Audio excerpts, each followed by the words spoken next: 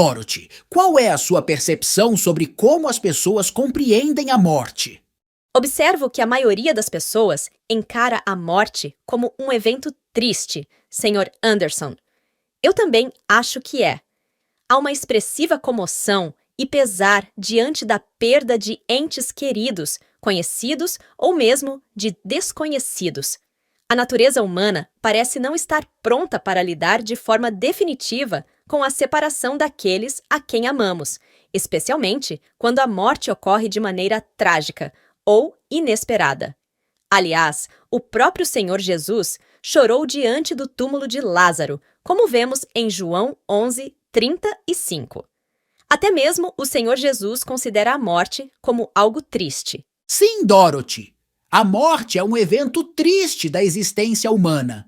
E realmente não estamos preparados para vivermos sem as pessoas que verdadeiramente amamos.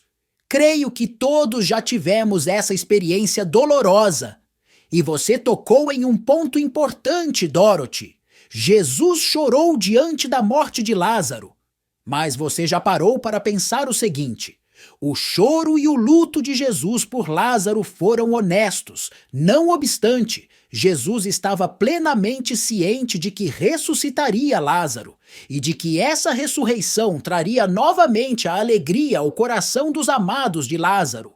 O que quer dizer, Sr. Anderson? Ora, se Jesus sabia que Lázaro voltaria à vida, por que chorou a sua morte? Boa pergunta! Pensando por essa perspectiva, o choro de Jesus não faria sentido, ainda que ele estivesse triste por Lázaro e os seus entes queridos. Exato. O choro de Jesus não é apenas pela morte de Lázaro, mas pela morte do ser humano. Ao chorar, Jesus expressa sutilmente a tristeza pelo fato de que o ser humano é amado pelo Senhor Deus, ao mesmo tempo em que é mortal. O choro de tristeza de Jesus revela que isso não deveria ser assim. É verdade. Eu não tinha pensado sobre isso. Tão certo quanto o Senhor Jesus amou Lázaro, ele também nos ama e fica triste com a nossa condição mortal.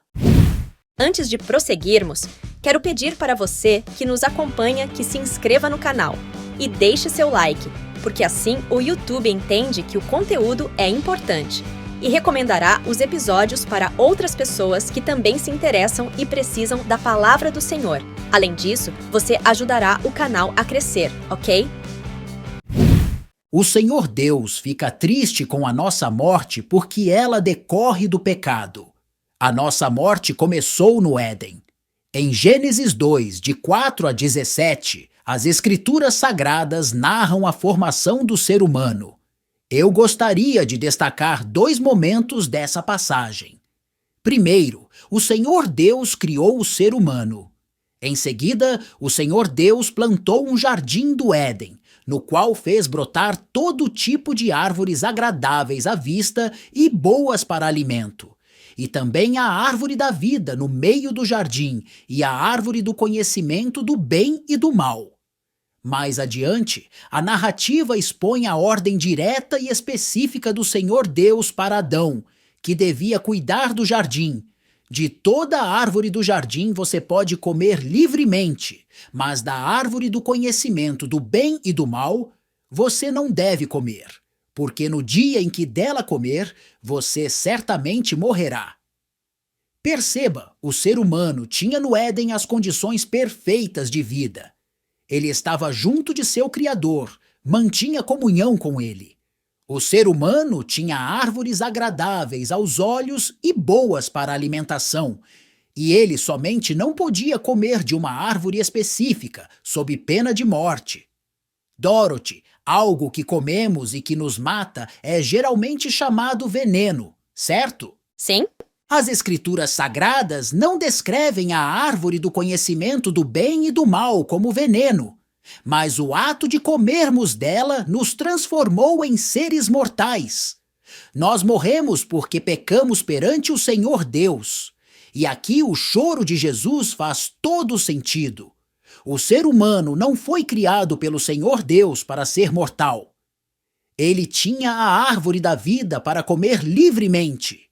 Em nenhum momento das Escrituras Sagradas, o Senhor Deus proibiu Adão e Eva de comerem da árvore da vida. O único momento em que há um impedimento para o ser humano é em Gênesis 3:22, que diz o seguinte: Então o Senhor Deus disse: Eis que o homem se tornou como um de nós, conhecedor do bem e do mal. É preciso impedir que estenda a mão, tome também da árvore da vida, coma e viva eternamente. Perceba, o próprio Senhor Deus diz que comer do fruto da árvore da vida significa viver eternamente.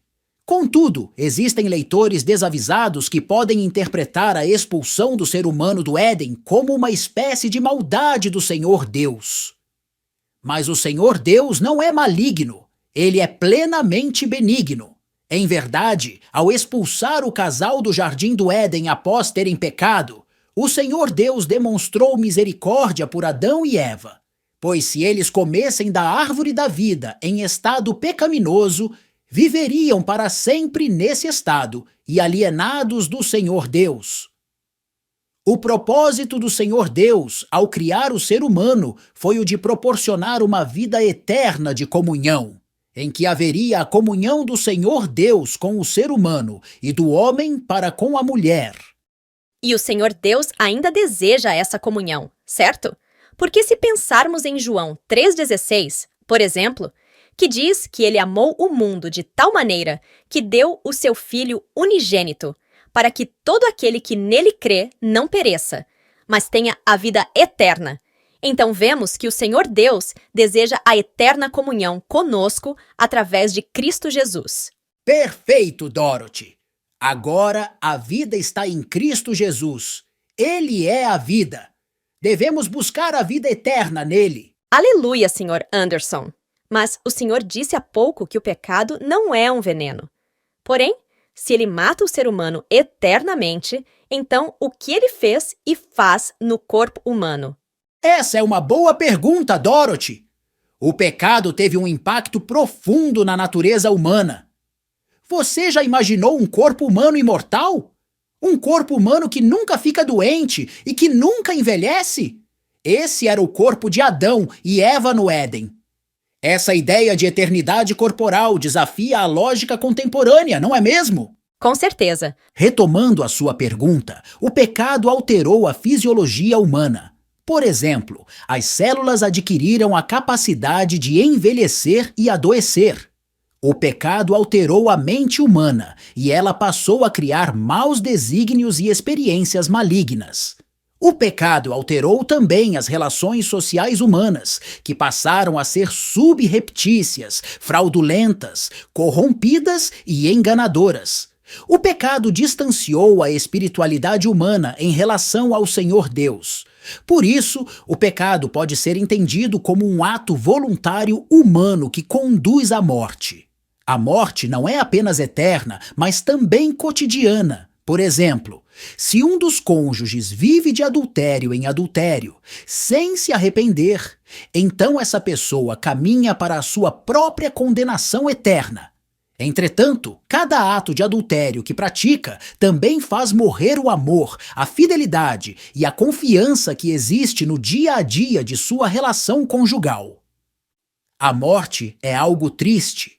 Já a vida eterna estará repleta de alegrias e felicidades em Cristo e com Cristo. Eu creio. Glória ao Senhor Deus.